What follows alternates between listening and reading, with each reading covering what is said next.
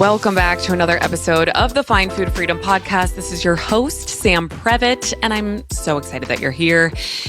And I sat down to record today and I was like, what am I going to talk about? What should I do? And I'm like, oh shit, I just realized that I publicly announced that I'm writing a book. Yes, I'm writing a book. I'm so excited about it. I've been writing a book for a really long time. And I figured, why not share the story of how this came to be? Because I often find as a dietitian, I've been a dietitian now for, over 12 years. I get a lot of younger or newer dietitians being like, I want to do what you do, or like, how did you get to this point? And I feel like sharing some of the behind the scenes is really helpful, especially as an entrepreneur. I think people and social media in general only shows the highlights, right? It shows like, I'm writing a book. Well, a lot has happened to get to this point, right? It's not just like, oh, I got a book deal and it was great and it was easy and it was great. Blah, blah, blah. No, not at all. Not at all. So I want to share the behind the scenes because I think this is really interesting. I also knew nothing about publishing before going into this process. So like if any of you have seen the show Younger with Hilary Duff and Nico Tortorella, I forget what it's on. That is my only air quotes experience that I had with publishing and like what writing a book would be like, which is it's TV, right? So it was really interesting to like be on the author side of it, going through this experience of getting my book bought by Source Books, which I'm so excited about. But before we get there, I do want to read a quick Find Food Freedom win of the week, and then we'll get into all the juicy details of how I got to the point of going to be a published author. Fucking crazy. Still don't believe it. Okay. This is a client win that I'm reading from our provider Slack channel. So we have 11 dietitians on the Find Food Freedom team, and we have a client win Slack channel that every week we just share wins that we've had as a provider with our clients. And this one is from Claire, one of our providers, and she wrote, I had a client today tell me that our team is changing lives. Thankful for all of you.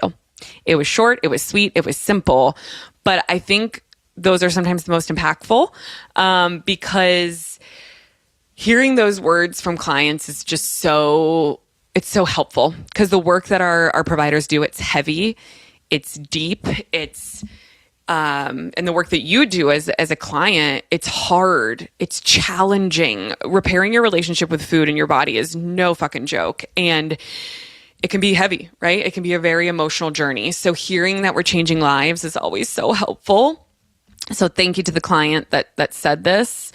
And if you're someone who's listening and you're like, whoa, I had no idea you guys take clients, or I've never thought to get my benefits checked, please do. And what I mean by that, the Find Food Freedom team, we accept health insurance. And so you can click the link in the show notes below. You can go on Instagram, TikTok, anywhere and find that link and get your insurance benefits checked. All you got to do, pop in your state, your insurance plan, and we will do the benefit check for you. If you do not have coverage for any reason, we will gift you 1 month of the Find Food Freedom membership completely free. And that includes 3 live coaching calls with our lead dietitian and certified intuitive eating counselor. I never, ever, ever, ever want finances to be the reason that you aren't getting the help that you want and need.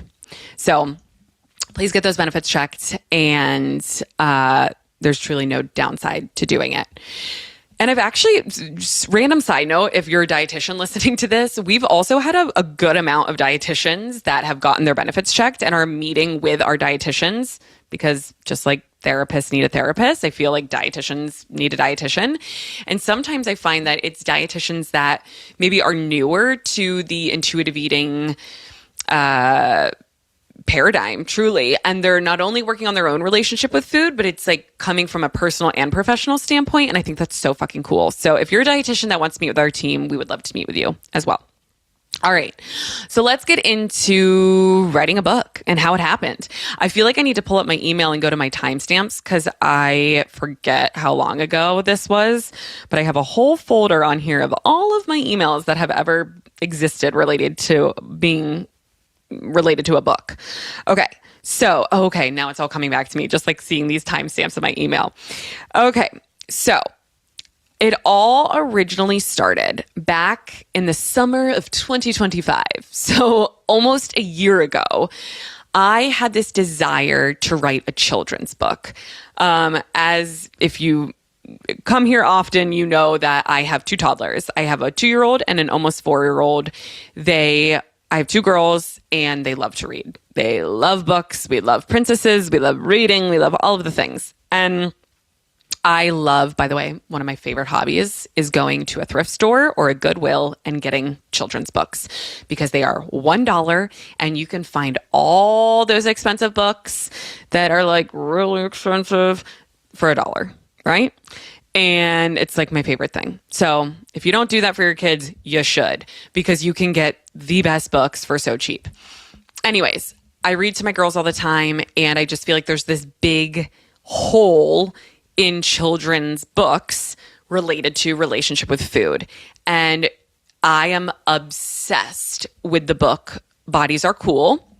I'll actually put in the show notes below, I'm going to link, I went into my 3-year-old's classroom and it was like a week where all the parents got to pick a book and read. And so I signed up to read Bodies Are Cool. And it was the best experience ever because I had gotten the kids involved. Like on every page, it ends with bodies are cool.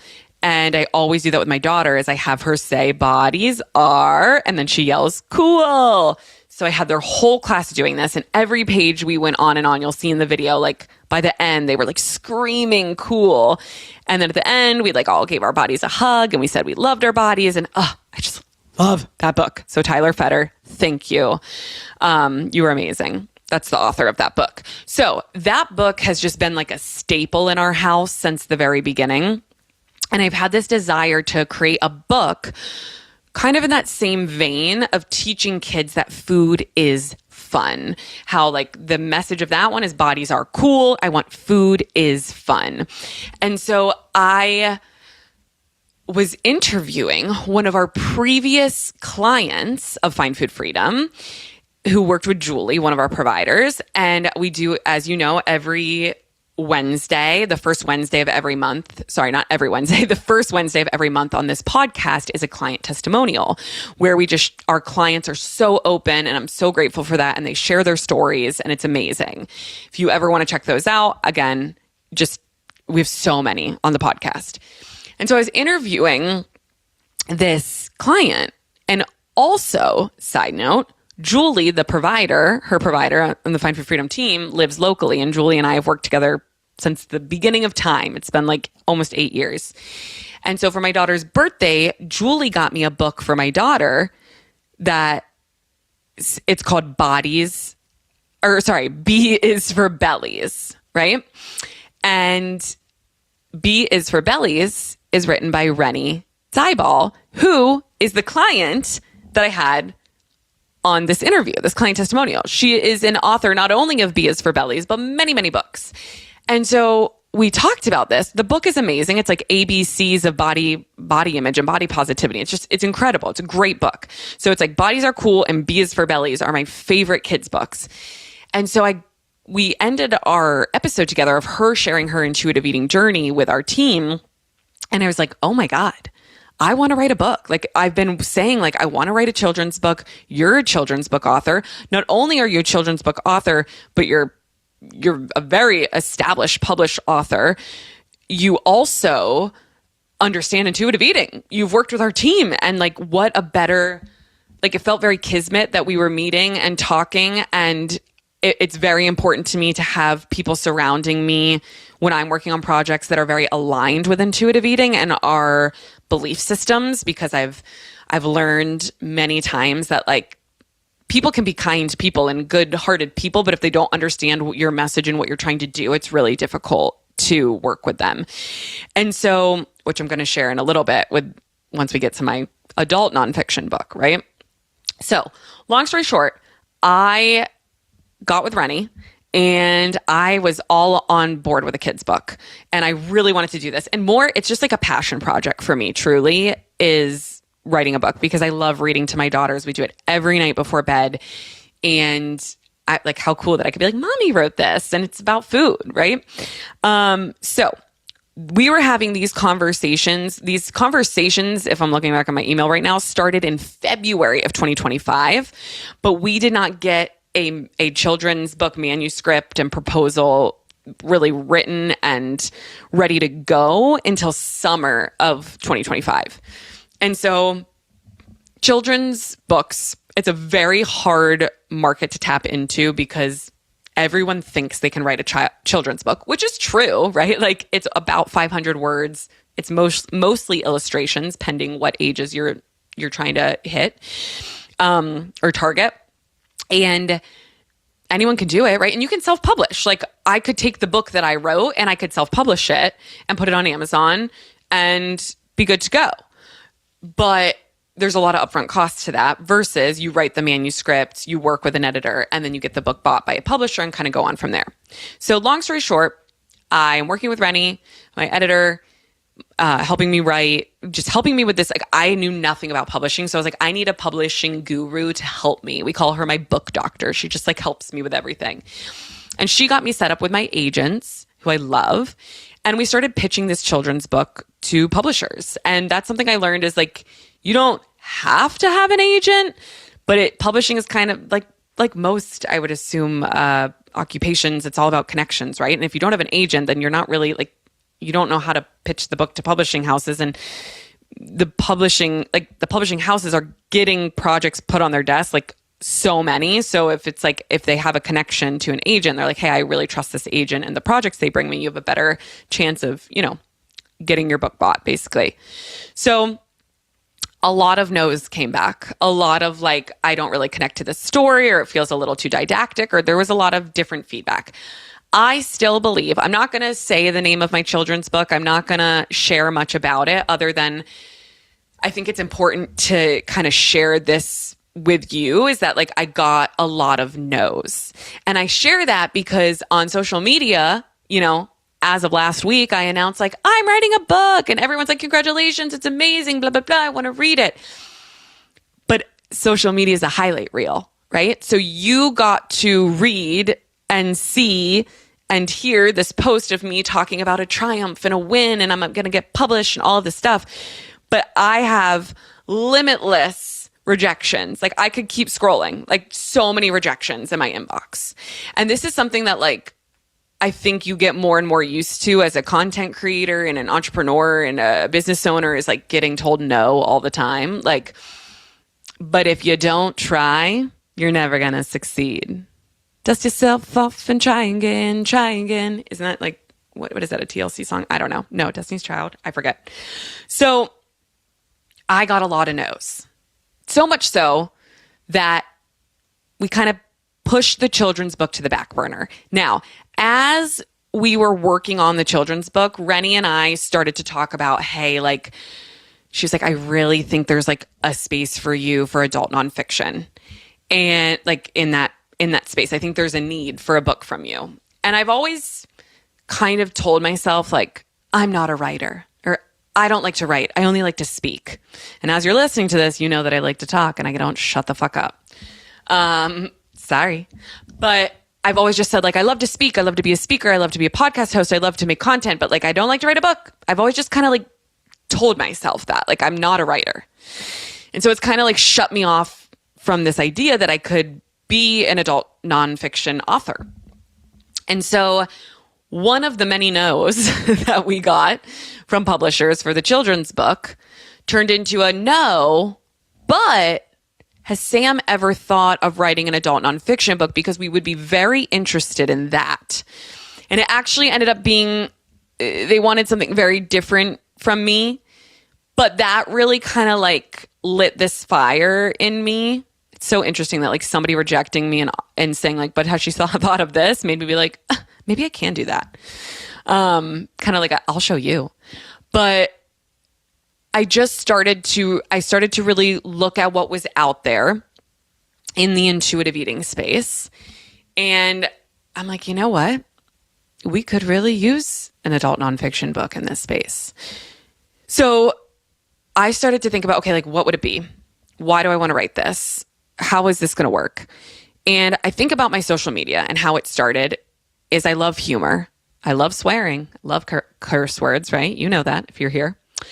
And I love like making things real and not like this polished, curated bullshit. And so I was thinking about how like the book Intuitive Eating by Evelyn Tribole and Elise Resch, two of the greatest dietitians, my mentors, I've interviewed them. I love them. I'm certified under Evelyn and Intuitive Eating Counselor.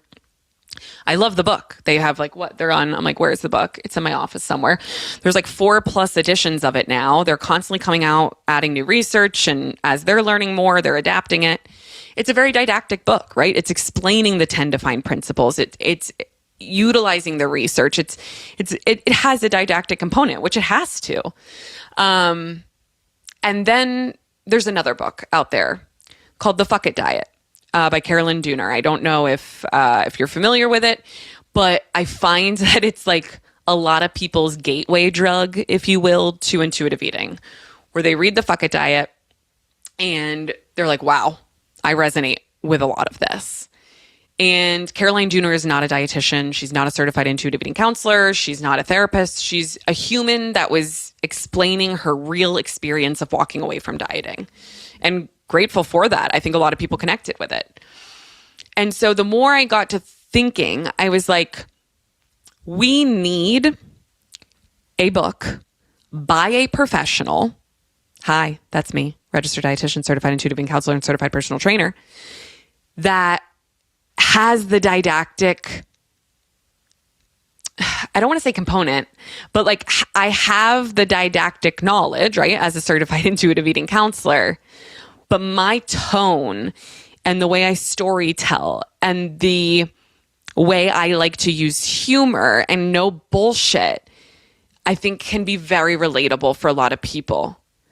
And I feel like there is just such an opportunity to marry these two worlds into what has now become my book, which is entitled, Let's Just Fucking Eat, Find Food Freedom in a World Obsessed with Weight Loss.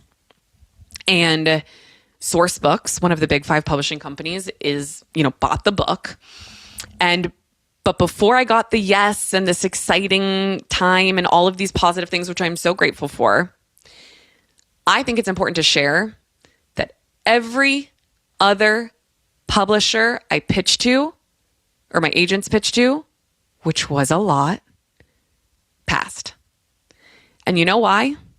Because diet culture is fucking everywhere. Publishing is primarily, there's definitely males in the industry, but it's predominantly women.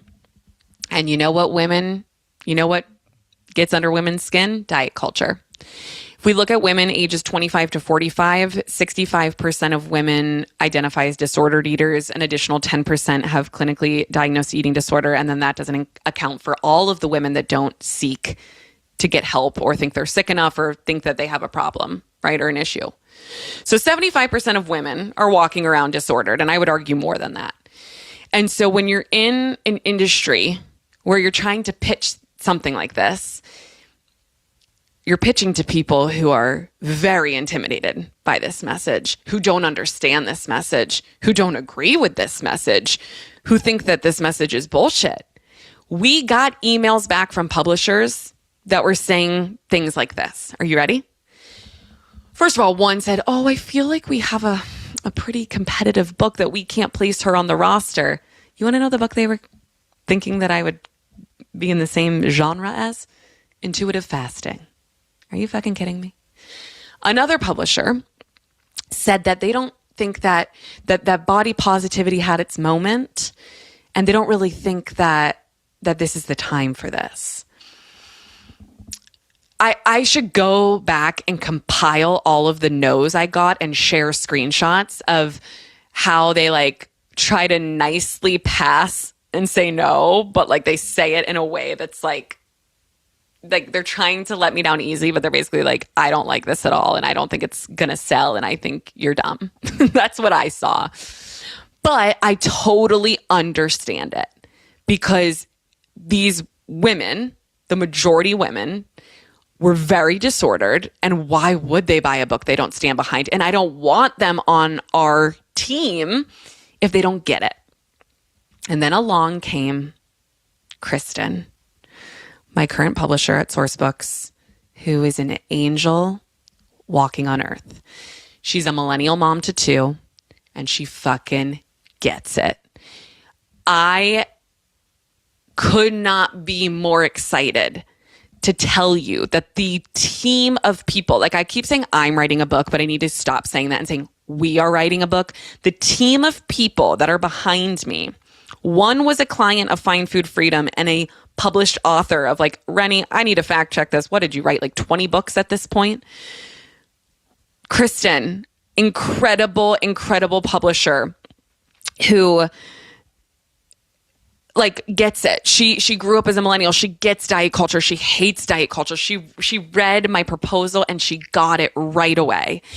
And this is so important to know, because I can't even imagine writing a book if the publisher that I was working with and who was reading over and giving feedback just like didn't agree with me or didn't love this work or feel passionate about it. And so I'm so excited to share with you that like the team of people behind this book are incredible, and it's going to be an incredible book. I just finished chapter 7 before sitting down to record this. It's going to be a 10-chapter book. It's going to be about 50,000 pages. Of course, all of this is 50,000 pages. It's going to be 50,000 words about, give or take. And it is, it's going to be great. It's going to be exactly what you need. And I'm so excited about it. And it's not going to drop until like summer, early fall of 2027, probably. Publishing, once you hand in your completed manuscript, it takes about 1 year to get the book in your hand. So we have some time. But I wanted to share this with you because I only shared the like exciting part, right, on social media. I didn't share the no's, the not getting my children's book published, the no's for the adult nonfiction. But you know what it took? It took one yes. It took one yes from a publisher that believed in me, that believed in the message behind Find Food Freedom and the mission. And because of them, now we get to bring this book to life. And I'm so grateful for it. So I'm so excited. I want you to think of this book as the no BS, real talk, stripped back version of intuitive eating, where you can walk away and tangibly apply things to you and hopefully giggle along the way. That's the goal. And of course, I share a lot of my own personal stories in there, examples of clients, like real life stuff. But I want you to be able to take it and run with it. So that's the story of how we are, where we are. And last week I was in New York for work, and I like got, you don't have service really with the subway. And I got out from underground and like had the email sitting in my inbox of like, it's official. It's on Publishers Marketplace. Like now you can share. And I was like, oh my God. And I'm like, I literally like sit on a stoop in New York City, and there's like construction above me. And I'm like, I'm writing a book. It was like so chaotic, but I just like felt like I had to share it. And that like from there, I wanted to sit down and do a longer version of the story. And I hope that I can inspire you, whether you're a dietitian, whether you're whatever occupation or profession you're in. I hope I can inspire you that you're going to hear no so much more than you're going to hear yes. Like that's inevitable. So you need to like get exposure therapy to that. You need to get used to hearing no and knowing that it only takes one yes. Only takes one. Okay? Great. So if you're listening to this and you're like, wow, I needed to hear that. You're welcome. Thank you for being here. Remember, if you need support on your intuitive eating journey, our team would be honored to help you. You can click the link in the show notes to check your insurance benefits and I just thank you for hanging out with me today and listening to kind of like the behind the scenes stuff. If you like this episode, please rate, review, subscribe, send to a friend. The more you share it, the more people get to hear it. And I'm so grateful to have you here and can't wait to chat with you again next week. Bye.